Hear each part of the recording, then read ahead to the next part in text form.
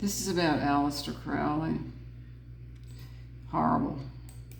He knew everybody. You know, he toured up with the Rolling Stones, he toured with the Beatles and Beatles and Beatles and Beatles and Beatles and Beatles and Beatles and Beatles. It has been well noted elsewhere that many bands from the 1960s were influenced by Aleister Crowley and Thelema, including the Beatles. Here, on the cover of Hell, we see the Beatles performing the signs of the grades of Aleister Crowley's religion, A star, A star. It was 20 years ago today. The opening line to the track Sgt. Pepper's Lonely Hearts Club Band is said to be a reference to the anniversary of Crowley's death 20 years previously. Here's Crowley on the cover, positioned second in line to the Vedic yogi Sri Yukteswar Jiri. The Mano Cornuto, or horned hand, is the hand sign symbolizing the pagan horned god.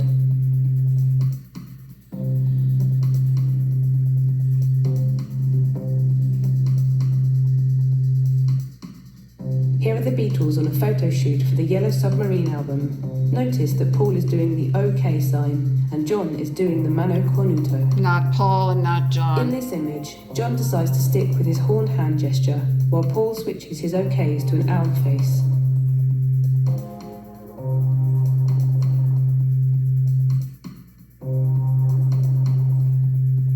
We'll start straight off with a letter from Winslow in Cheshire. Jimmy Savile knew the Beatles well. In the early days, he booked the Beatles when he was a club promoter.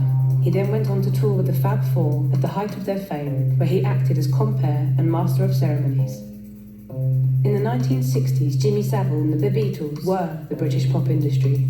Both helped to usher in a new era of music, Savile as DJ and Top of the Pops presenter, and the Beatles, who spearheaded the British invasion Not Paul of McCartney. America. You're not seeing Paul here If it at is all. quite obvious the Beatles were influenced by the occult and the magician Crowley, is it too outrageous to suggest that Savile could have also been? God is the fabric of everybody's life, and God is the fabric of my life. No more religious or less religious than anybody else. So I would not say that I'm a religious man, but I do know who the boss is. Or, anyway, God is all over, not necessarily up there. If the good Lord, when he was doing his thing, if he bothered about people not seeing eye to eye with him, he would have got nowhere, and a lot of us would have got nowhere into the bargain. So Hypocrite. therefore, you've got to square your shoulders and you've got to stand up to be counted. And you haven't really got to pay too much attention to whether people think that you're not doing the right thing. As long as your conscience is clear, then you're okay.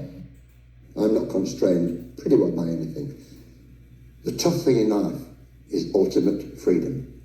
Ultimate freedom is the big challenge. Now, I've got it, and I can tell you there's not many of us that have got ultimate freedom.